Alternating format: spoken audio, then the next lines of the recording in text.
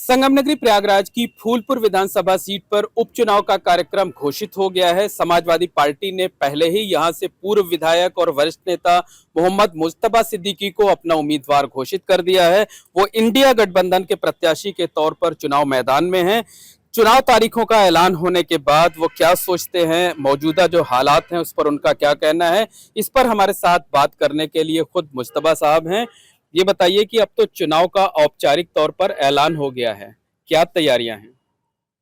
सबसे पहले तो हम अपने राष्ट्रीय अध्यक्ष माननीय अखिलेश यादव जी के प्रति आभार व्यक्त करते हैं।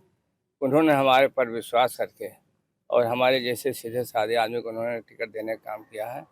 और इस समय पूरा इंडिया गठबंधन हमारे साथ लगा हुआ है, हमारे साथ मीटिंग कर रहा है, हमारे साथ पूरी तौर से इस चुनाव सीट को जिताने में काम कर रहा है। इसलिए आज हम अपने को बहुत ही अच्छा महसूस कर रहे हैं। और पहले हमने इसके पहले 5 बार चुनाव लड़ चुके हैं विधायक के, लेकिन जितना इस बार अच्छा माहौल हम देख रहे हैं इंडिया गठबंधन के साथ और अपने राष्ट्रीय अध्यक्ष माननीय अखिलेश यादव जी के कार्यों के बारे में जो उन्होंने किया था, इससे इतना उम्मीद है कि हम लोगों के सामने कोई टक्कर रहने वाला नहीं है। आप जो दावा कर रहे हैं कि इस बार माहौल बहुत अच्छा है, उसके पीछे वजह?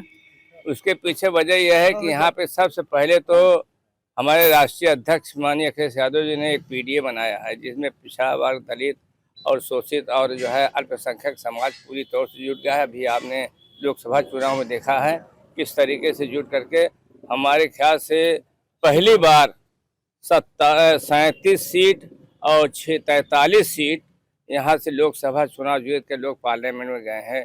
समाजवादी पार्टी आज पूरे देश में तीसरे नंबर की पार्टी बन गई है। इसलिए आज हम जो क्षेत्र में जा रहे हैं उसकी वजह यह है कि सबसे ज़्यादा महंगाई, जो टमाटर दुकानदार फ्री में देता था आज 100 रुपये किलो मिल रहा है। लहसुन जो इतना 10-20 रुपये किलो मिलता था आज है 300-400 रुपये किलो मिल रहा है। महंगाई चरम सीमा पे है। बेरोजगारी, नौजवान लड़के हर गांव जिस गांव जाते हैं सैकड़ों लड़के टहलते हुए मिलते हैं और सब लोग भारतीय जनता पार्टी से नाराज है, चाहे जिस समाज का हो। ऐसा नहीं कि कोई विशेष समाज, हर समाज के लोग आज बेकार घूम रहे हैं।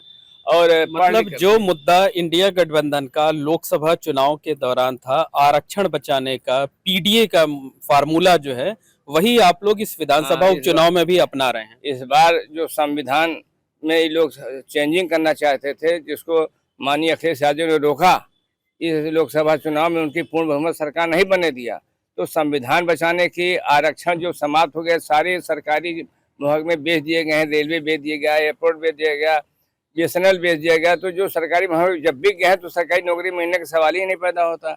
इसलिए जो है महंगाई, बेरोजगारी के साथ साथ आरक्षण और संविधान बचाने के भी हम लोग उसमें जा रहे हैं, क्षेत्र में उनको बता रहे हैं। और सब लोग बात समझ, लोकसभा से चुनाव में समझ में आ गया है, इस बार ज़्यादा समझ में आ गया है कि इस बार हम लोग समाजवादी पार्टी के प्रत्याशी को जिता कर ज़्यादा से ज़्यादा वोटों से हम लखनऊ के असेंबली में भेजने का काम करेंगे। मतलब आरक्षण बचाने के मुद्दे पर, पीडीए के फार्मूले पर तो आप चुनाव लड़ ही रहे हैं, लेकिन कुछ स्थानीय मुद्दे भी हैं जिनको आप उठा रहे हैं। स्थानीय मुद्दे यह है कि हमारा घर फूलपुर में है और हमारा ब्लॉक, तहसील, थाना, हमारी पढ़ाई लिखाई, हमारा रोजगार सब फूलपुर में है। तो फूलपुर के जो परेशानी हमने देखा है, कठिनाइयाँ जो देखी हैं, आज जो है लोगों पानी घर डूब रहा है, नाला नहीं बना है, उसमें कितना कीचड़ भरा हुआ है। गांव की सारी सड़कें कच्ची हैं। यहीं सामने आप जाइए, वीरकाजी रोड है, यहाँ से 1 किलोमीटर रोड आप 2 घंटा में पहुँचेंगे, इतना गड्ढा भर चुका है। इसके साथ साथ 1971 में जब विजयलक्ष्मी पंडित लड़ती थी चुनाव, उसके पहले एक इंटर कॉलेज उन्होंने सरकारी स्कूल बनाया था। उसके बाद से आज तक कोई दूसरा सरकारी स्कूल फूलपुर में नहीं बना है, कोई शिक्षा संस्थान नहीं बना है, कोई स्वास्थ्य हॉस्पिटल, एक पुराना हॉस्पिटल जो चल रहा था वही आज भी चल रहा है, कोई हॉस्पिटल नहीं बना है।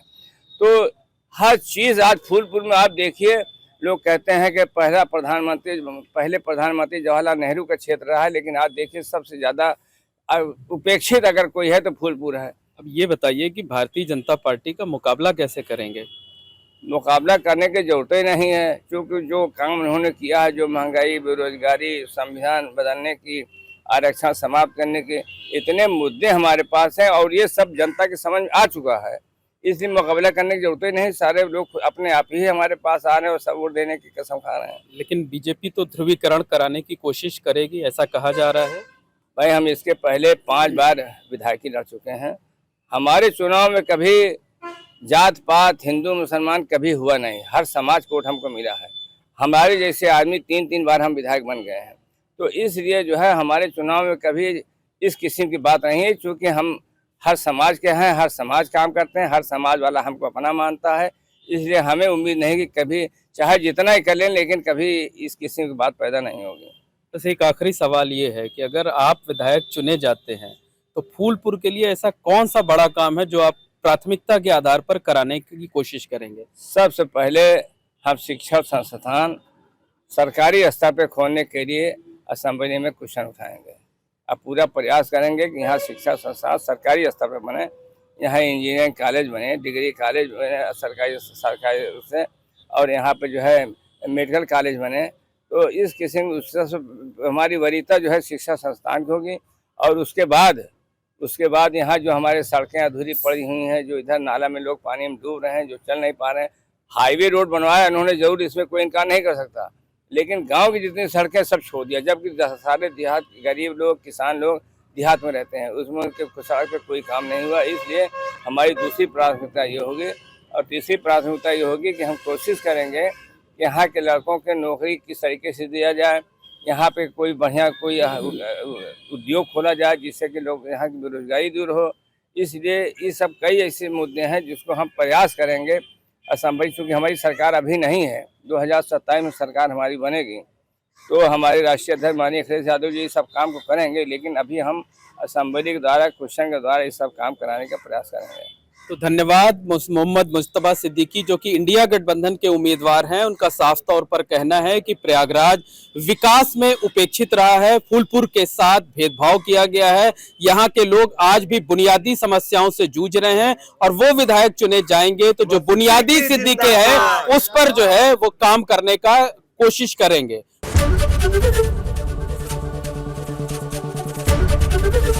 एबीपी गंगा, खबर आपकी, जुबान आपकी।